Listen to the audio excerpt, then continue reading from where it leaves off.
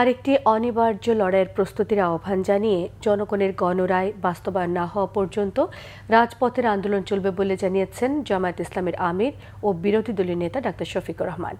রাজধানীর সোহরাওয়ার্দী উদ্যানে বাংলাদেশ খেলাফত মজলিস আয়োজিত সমাবেশে এসব কথা বলেন তিনি। এ সময় 11 দলের শীর্ষ নেতারা জানান, বিশ্ববিদ্যালয়গুলোতে সন্ত্রাসী কার্যক্রমের দায়ভার সরকারকেই নিতে হবে। রিপোর্ট করছেন ওমর ফারুক।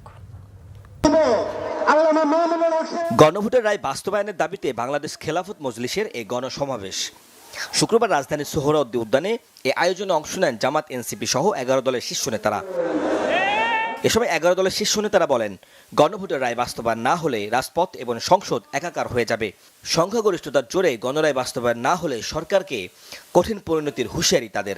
সরকার যদি গায়ের জোরে 2/3 জোরে গণভোটের গণরায়কে উপেক্ষা করে, তবে তার পরিণতিও পুরনো ফ্যাসিবাদীদের কায়দায় হতে হবে।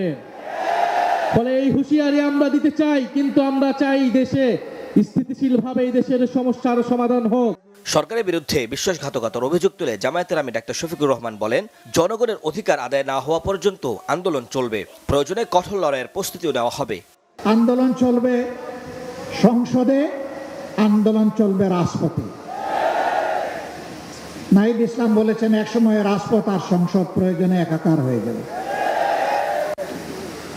রাজপথ আর সংসদ একাকার যেদিন হয়ে যাবে, সেদিন বালুর পাত দিয়ে নদীর জোয়ার, সমুদ্রের জোয়ার থামাতে পারবেন।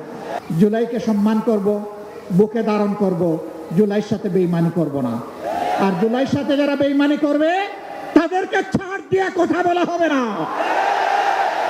গণভোটের রায় বাস্তবায়নে আগামী 3 মাস প্রতিটি জেলায় নাগরিক সমাবেশ এবং 5 আগস্ট সোহরাওয়ার্দী উদ্যানে মহাসমাবেশ করবে বাংলাদেশ খেলাফত মজলিস।